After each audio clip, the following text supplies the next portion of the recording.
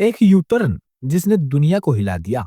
Trump का दबाव, भारत की चुप्पी, रूस का करारा जवाब और पाकिस्तान की उम्मीदें। आखिर इस खेल का असली सच क्या है? प्रधानमंत्री नरेंद्र मोदी से फोन पर हुई बातचीत के बाद ट्रंप ने सोशल मीडिया पर घोषणा की कि भारतीय सामानों पर टैरिफ अब 50% से घटाकर 18% कर दिया गया है। साथ ही रूस से तेल खरीदने पर लगने वाले 25% अतिरिक्त पेनल्टी भी हटा दी गई है। इस फैसले के तुरंत बाद भारत की बड़ी कूटनीति की सफलता माना गया और वैश्विक मंच पर इसकी चर्चा शुरू हो गई।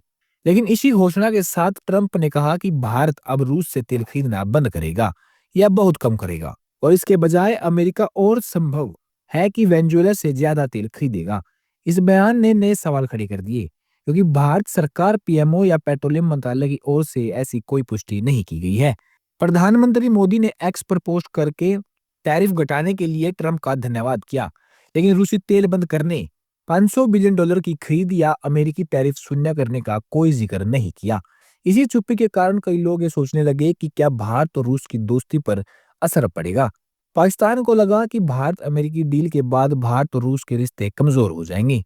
इसी सोच के साथ पाकिस्तान के नए राजदूत फैजल नियाज मॉस्को पहुंचे और राष्ट्रपति व्लादिमीर पुतिन से मिले। उन्होंने भारत, पाकिस्तान और अफगानिस्तान के विवादों में बीच बचाव की पेशकश की। रूस ने इस पेशकश को तुरंत ठुकरा दिया। रूसी विदेश मंत्रालय ने कहा कि वह भारत, पाकिस्तान या अफगानिस्तान से जुड़े किसी भी विवाद में दखल नहीं देंगे। खासकर कश्मीर मामले में रूस ने स्पष्ट कहा कि वह किसी भी भूमिका नहीं निभाएंगे। रूस ने कहा कि पाकिस्तान को अपने मुद्दे भारत के साथ सीधी बातचीत से सुलझाने चाहिए, जैसे शिमला समझौता और लाहौर घोषणा पत्र में कहा गया है। क्रेमलिन के प्रवक्ता दिमित्री पेस्कोव से जब पूछा गया कि क्या भारत रूस से तेल बंद कर देगा, तो उन्होंने कहा कि भारत की ओर से ऐसा कोई आधिकारिक बयान नहीं आया है। उन्होंने कहा कि रूस भारत के साथ अपनी दोस्ती और मजबूत करना चाहता है। असलियत यह है कि भारत और रूस का रिश्ता सिर्फ तेल तक सीमित नहीं है। यूक्रेन युद्ध के बाद रूस ने सस्ता तेल दिया, जिससे भारत का आयात करीब 40% बढ़ गया।